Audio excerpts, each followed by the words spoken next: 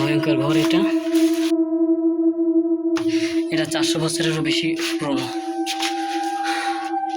আমি এখানে বর্তমানে একাই আছি, সবাই নিচে। দেখুন কি ভাঙা সিঁড়ি।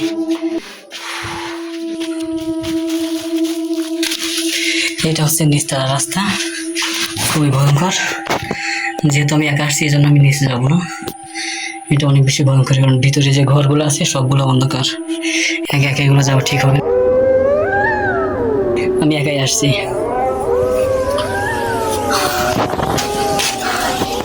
এই যে আগে এদিক দিয়ে ওঠা যেত, কিন্তু এটা বন্ধ করে গেছে। অনেক কষ্ট হয়ে গেছে। এটা বর্তমানে নিষিদ্ধ। একটা ভয়ঙ্কর ঘর এটা। আমি বর্তমানে প্রথম তলায় সাজিয়ে আছি, এখন দ্বিতীয় তলায় যাব।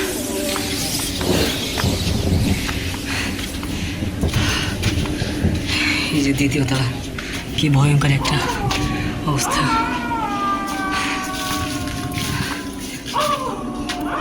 আর এটা হচ্ছে রাজা রানীদের ঘর ছিল। এই যে এটা ছিল আগেকার সময়ে যারা এখানকার জমিদার ছিল, জমিদারদের ঘর এটা। এখানে যারা ঘুরতে আসে অনেকেই নিজেদের নাম, নিজেদের প্রিয় মানুষের নাম এবং বিভিন্ন কিছু লিখে রাখে।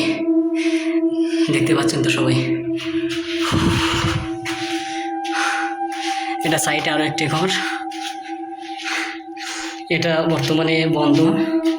এখানে আগে অনেক অপকর্ম হতো, বিভিন্ন খারাপ কাজ।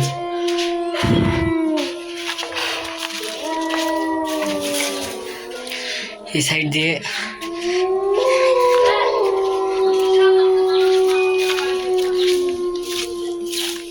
দেখেন কি বাজে অবস্থা সিঁড়িটার। এটা 400 বছরেরও বেশি পুরনো। আমি এখানে বর্তমানে একাই আছি, সবাই নিচে। দেখুন কি ভাঙা সিঁড়ি।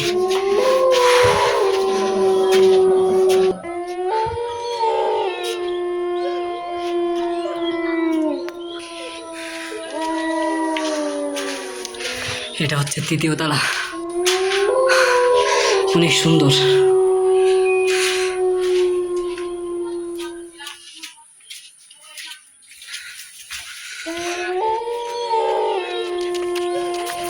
এটা হচ্ছে মঠবাড়িয়ার গেট। সামনে এটা একটা পুকুর।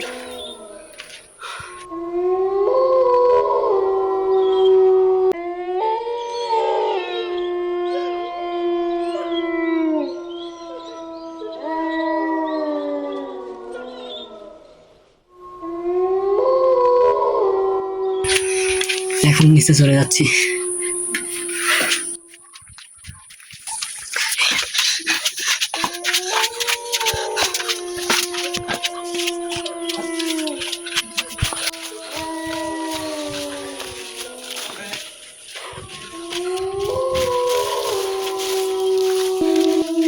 এটা হচ্ছে নিচতলা রাস্তা, খুবই ভয়ঙ্কর।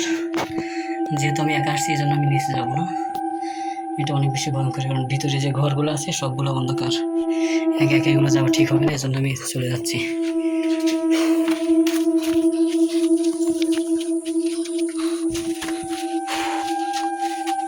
এটা হচ্ছে নিচতলা রুম, কিন্তু অনেক অন্ধকার থাকার কারণে আমি নিচে যাই নাই। অনেক ভয়ানক জায়গা ভিতরে।